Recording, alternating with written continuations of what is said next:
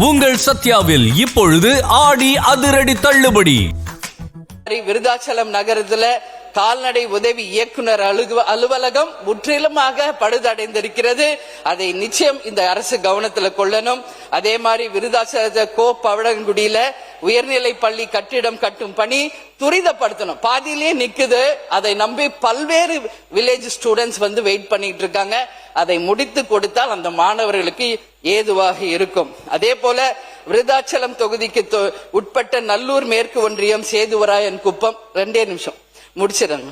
சுகாதாரத்துறை நிலையம் வந்து பழுதடைந்து கட்டிடம் புதுப்பித்து தர ஆவணம் செய்யணும். இன்னைக்கு எல்லா கவர்மெண்ட் பில்டிங்ஸையும் இந்த அரசு கருத்தில் கொண்டு அதை எல்லாம் நீங்க சிறந்த முறையில பணியாற்றி அதை சிறப்பிக்கணும்னு சொல்லி நான் கேட்டுக்கிறேன். நெடுஞ்சாலைத்துறையின் கீழே பணியாற்றி வரும் சாலை பணியாளர்கள் நீண்ட கால கோரிக்கைகளை வைத்து மாம்பட்டத்தின் கவனத்திற்கு கொண்டு வர விரும்புகிறேன். இந்த நேரத்தில் சாலை பணியாளர்கள் சார்பாக தமிழ்நாட்டில் சாலைகள், பாலங்கள் மற்றும் பொதுமக்களின் பாதுகாப்பை உறுதி செய்வதில் சாலை பணியாளர் பங்கு மிக முக்கியமானது. அவங்க வெயில் மழை எதையும் பார்க்காம வேலை பார்க்கறாங்க. அவர்களுக்கு உரிய அனைத்து கோரிக்கைகளையும் அரசு நிறைவேற்றணும் சொல்லி நான் கேட்டுக்கிறேன். மாத பணி நீக்க காலத்தை பணிக்காலமாக முறைப்படுத்த வேண்டும். அதே போல 41 மாதம் பணி நீக்கம் செய்யப்பட்டிருந்த காலத்தை உயர்நீதிமன்ற தீர்ப்பின் அடிப்படையில பணிக்கால கணக்கிட்டு ஊதியம், பணப்பலன்கள் மற்றும் ஓய்வூதிய பலன்களுக்கு உரிய முறையில் கணக்கில் எடுத்துக்கொள்ள வேண்டும் என்பதையும், உயர்நீதிமன்ற தீர்ப்பு இருந்தும் அது முழுமையாக நடைமுறைப்படுத்தாத நிலை இருப்பதால் அரசு உடனடியாக அதை அரசாணை புதுப்பித்து இந்த பிரச்சனைக்கு தீர்வு காண வேண்டும் என்றும், நெடுஞ்சாலைத்துறையில் காலியாக உள்ள சாலை பணியாளர்கள் பணியிடங்களை உடனடியாக நிரப்ப வேண்டும் என்றும், நெடுஞ்சாலைத்துறையில் சாலை பணியாளர்களுக்கான பணியிடங்கள் அதிக அளவில் காலியாக இருக்கிறது, அதையும் அரசு கருத்தில் கொள்ள வேண்டும் என்று கேட்டுக்கொள்கிறேன். சாலை பராமரிப்பு பணிகளுக்கு தேவையான பணியாளர்களின் எண்ணிக்கையை கருத்தில் கொண்டு உடனடியாக அந்த காலி பணியிடங்களை நீங்கள் நிரப்பணும். அது மட்டுமில்ல, அந்த பற்றாக்குறையை நீக்கி சாலை பணிகளை துரிதமாக்க வேண்டும் என்பதை கேட்டுக்கொள்கிறேன். அதே போல இன்னைக்கு பதவி உயர்வில் 25% வாய்ப்பை தொடர்ந்து வழங்க வேண்டும் சாலை ஆய்வாளர்களுக்கு. அதே மாதிரி பணியாளர்களுக்கு ஆண்டுதோறும் சாலை ஆய்வாளர் பதவிக்கு வழங்க வந்த 25% பதவி உயர்வு வாய்ப்பை தொடர்ந்து நடைமுறைப்படுத்த வேண்டும். பல ஆண்டுகளாக சாலை பணியாளர்களாக பணியாற்றும் அனுபவம் பெற்றவர்களுக்கு பதவி உயர்வு செய்து தர வேண்டும் என்பதையும் கேட்டு, இந்த நெடுஞ்சாலை துறையை அரசு கட்டுப்பாட்டில் தொடர்ந்து நடத்த வேண்டும். அதாவது தமிழ்நாடு நெடுஞ்சாலை ஆணையத்தை கலைந்து துறையை அரசு கட்டுப்பாட்டில கொண்டு வர வேண்டும். நெடுஞ்சாலைத்துறையின் பணிகள் முழுமையாக அரசின் கட்டுப்பாட்டில் கொண்டு வர வேண்டும். அது மட்டும் இல்லாமல் நெடுஞ்சாலையில இருக்கின்ற தமிழக அரசின் 2 மினிட்ஸ் இன்னும் நான் வந்து ஒரு பத்தி பண்ணா, அதே மாதிரி 338 அடிப்படையில 28/8/2010 முதல் சாலை பணியாளர்களின் பணிப்பெயர் மற்றும் பணித்தகுதி முறையில சீர்படுத்த வேண்டும். சாலை பணியாளர்களுக்கு 10% ஆபத்து படி வழங்க வேண்டும் என்பதையெல்லாம் அவர்கள் சார்பாக இங்கு கேட்டுக்கொள்கிறேன். அதே மாதிரி இங்க 41 மாத பணி நீக்க காலத்தை பணிக்காலமாக முறைப்படுத்த காலியாக உள்ள சாலை பணியாளர் பணியிடங்கள் 25% சாலை ஆய்வாளர், நெடுஞ்சாலை ஆணையத்தை கலந்து அரசின் நேரடி கட்டுப்பாடு, சாலை பணியாளர்களின் பணிப்பெயர் மற்றும் பணித்த பகுதி முறைப்படுத்துதல் ஆகிய கோரிக்கைகளை இங்கு நான் கேட்டுக்கொள்கிறேன்.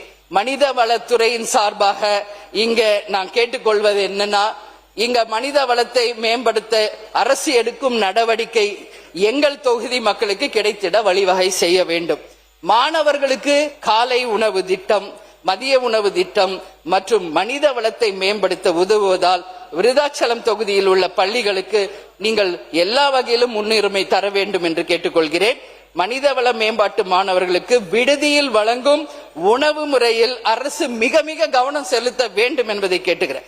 மனிதவள மேம்பாட்டு உதவியாக அம்மா உணவகம் தொடர்ந்து செயல்பட வேண்டும். அது மக்கள் விரும்பும் ஒரு திட்டம். எனவே அதையும் அரசு கருத்தில் கொள்ள வேண்டும். புதிய மற்றும் பணிபுரியும் அரசு ஊழியர்கள் தங்கள் திறனை வளர்த்துக் கொள்ள நிர்வாக பயிற்சி வழங்க வேண்டும் என்பதையும் கேட்டுக்கிறேன். அதே மாதிரி முதலமைச்சர் கூட ஒரு கவர்மெண்ட் ஹாஸ்டல்ல போய் ஆய்வு செய்தார். இன்னைக்கு தமிழ்நாடு முழுக்க இருக்கின்ற எல்லா boys and girls government hostels மிக மிக ஒரு எந்த விதமான சுத்தம் சுகாதாரம் இல்லாத பில்டிங்ல இருக்கு. அதை இங்க சொல்லணும்னு நினைக்கல. ஏன்னா என்கவுண்டர் தான் அதுக்கு தீர்வு என்பதை பல இடங்களில் நான் பதிய வச்சிருக்கிறேன். அதனால அது ஒண்ணுதான் தீர்வு. பெண்களாக அத்தனை பேர் இன்னைக்கு கொதிச்சு போயிருக்காங்க. அதுல ஒரே ஒரு உதாரணம் இன்னைக்கு நான் சுட்டி காட்டணும். திண்டுக்கல்ல தன் பேத்தியை தொடர்ந்து பாலியல் வன்கொடுமை செய்த ஒருவரை பல்வேறு வாட்டி அந்த அம்மா எச்சரிச்சும் அந்த ஆள் திருந்தல. அந்த அம்மா இங்க வச்சிருந்த ஒரு அரிவாள் எடுத்துட்டு போய் வெட்டினாங்க. அந்த அம்மா தான் வீர நாச்சியார், வேலூர் நாச்சியாராக நான் பாக்குறேன். அது போல ஒரு பெண்ணும் துணிந்து யார் ஒருவர் தன் பிள்ளைகளுக்கோ பேத்திகளுக்கோ இப்படி செஞ்சா தைரியமாக சொன்னாங்க.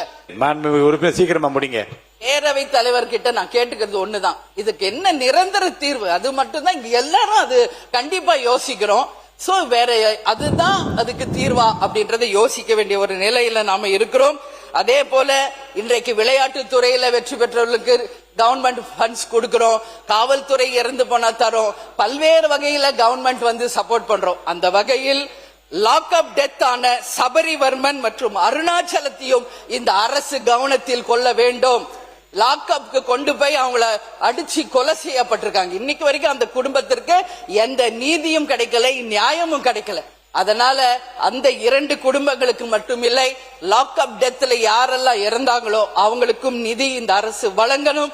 அவங்க குடும்பத்தில் ஒருவருக்கு வேலை வாய்ப்பை தர வேண்டும் என்பதையும் கேட்டுக்கொண்டு, இன்சூரன்ஸ்ல 2700 கோடி ரூபாய் இதுக்கு வருது. 100 கோடி ரூபாய் ஒதுக்குனா ஒவ்வொரு இண்டிவிஜுவலுக்கும் அதனால ஃப்ரீ ட்ரீட்மெண்ட் கிடைக்கும் என்பதையும் கூறி எனக்கு வாய்ப்பு கொடுத்த அவைத் தலைவருக்கு என் நன்றிகளை சொல்லி விடைபெறுகிறேன். நன்றி, வணக்கம்.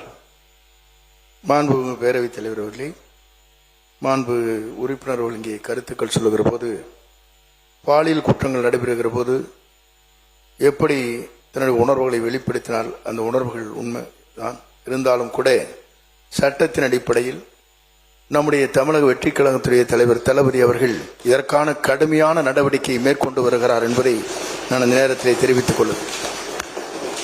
உங்கள் சத்யாவில் இப்பொழுது ஆடி அதிரடி தள்ளுபடி.